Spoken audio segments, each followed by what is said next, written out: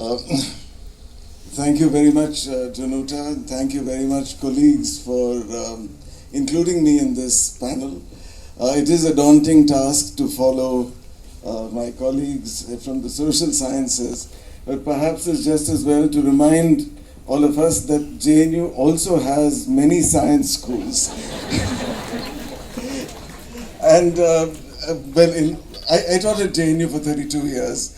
And I do not believe that I have ever seen a hall as full as this for any science talk. I don't know why you're clapping. It should be a matter of some concern.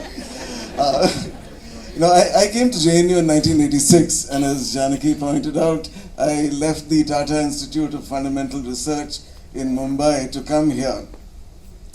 It was a very conscious decision because years later people still ask, why did you leave and why did you make this very unusual choice? And I was clear, as Purushottam ji has said, that he wanted to come to an institution where Ramila Thapar was teaching. I too was keen to leave a research institute and come to a place where I could say that I had a colleague like Ramila Thapar and others. What was nice about JNU, and I came here during the time of P.N. Srivastav, which is after the events of 1983, the JNU was keen to do things in very different ways. And mention has been made of G. Pathsarathy several times, so let me tell you my own G. Pathsarathy anecdote. In '92, when I happened to be the Dean of the School of Physical Sciences at that time, I had occasion to meet GP, and GP was rambling discussion about the beginnings of JNU and so on, and I thought I would share with all of us two features which I'm pretty sure many people are not aware of. There was an American architect, scientist, inventor, philosopher, maverick called R. Buckminster Fuller. And he was invited to India by Indira Gandhi. Bucky, as he is more popularly known, is the inventor of the geodesic dome, and many of you may be aware of him. Bucky gave the third Jawaharlal Nehru Memorial Lecture in 1969. And the New York Times on the 15th of November reports that Buckminster Fuller, the American architect, etc., stood up this week before a gathering of Indian intellectuals to deliver a lecture on planetary planning. Mr. Fuller denounced society's perverse fixation on specialization.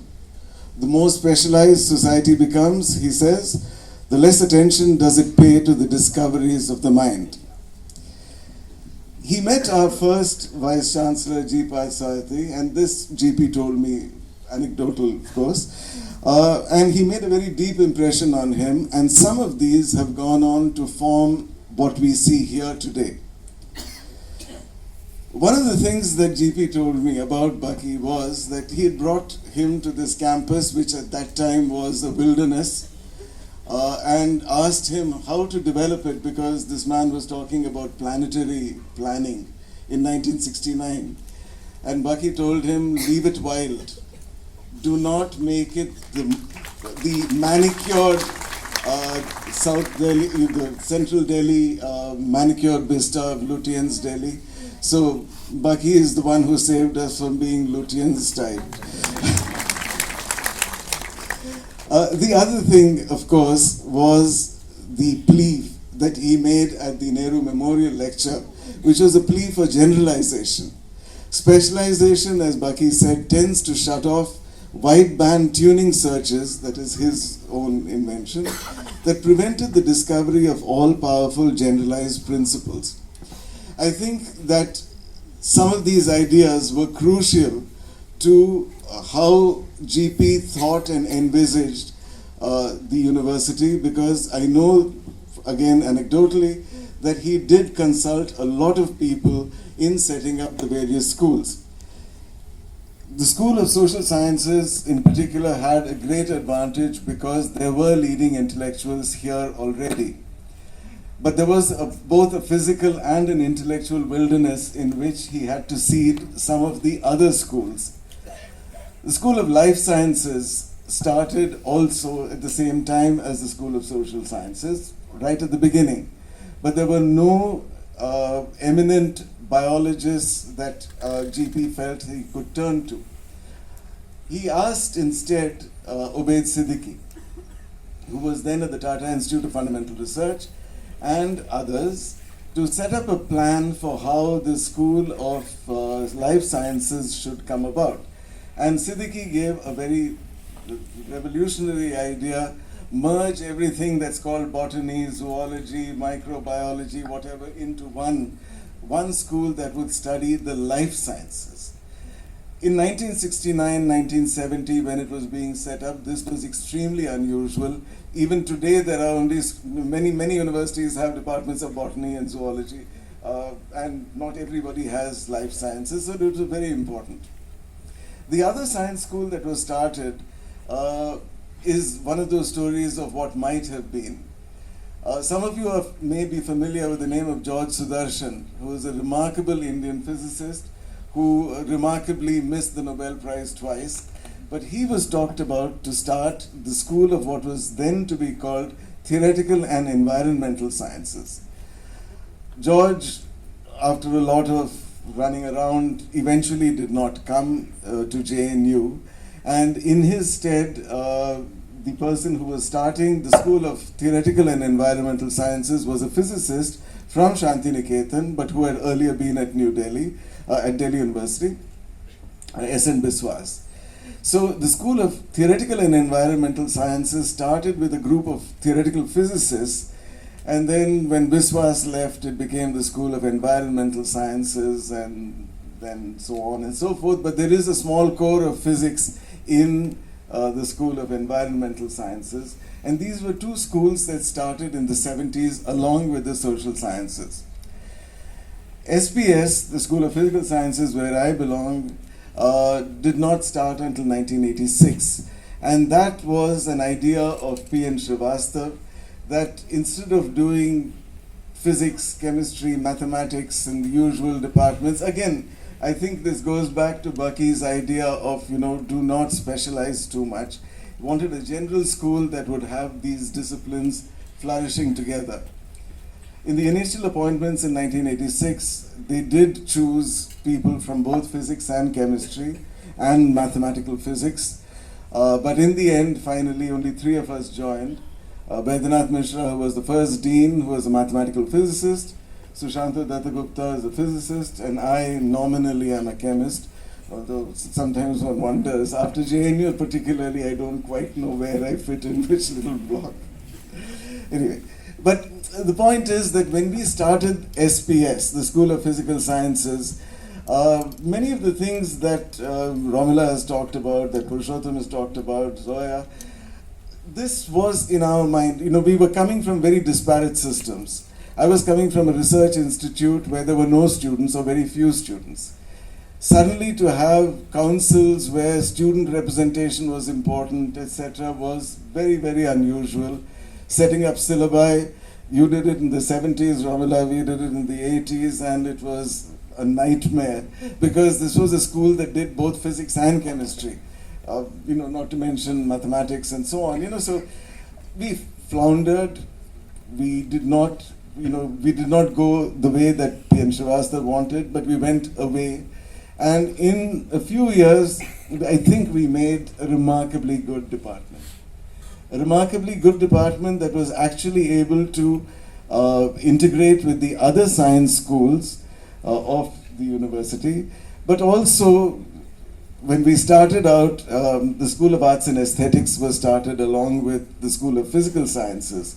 And as you might imagine, Arts and Aesthetics, what kind of a name is that? It says Arts and Athletics hoga. And School of Physical Sciences kya hota hai? School of Physical Education hai.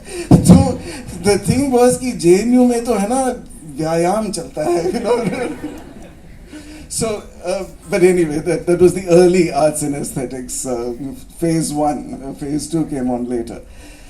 We did try very hard to do many things. We didn't do everything well, but in the 25 or so years that I was with JNU for 32 years, and we had a sort of a 25-year celebration of thinking about what had we accomplished. Some of the things that I think we did well was that at least in the initial years, we admitted students who had passed our exam. It didn't matter whether they were chemists or physicists or engineers or what have you. You wrote the entrance exam, you came in, you were in the School of Physical Sciences. So that was, I think, a very important thing, because that allowed a lot of people. I mean, we talked about diversity of gender, region, caste, but also disciplinary diversity. You allowed people to change their minds. And, having a mind is a wonderful thing, but also the ability to change it, that is extremely important. So we did allow for that kind of lateral movement.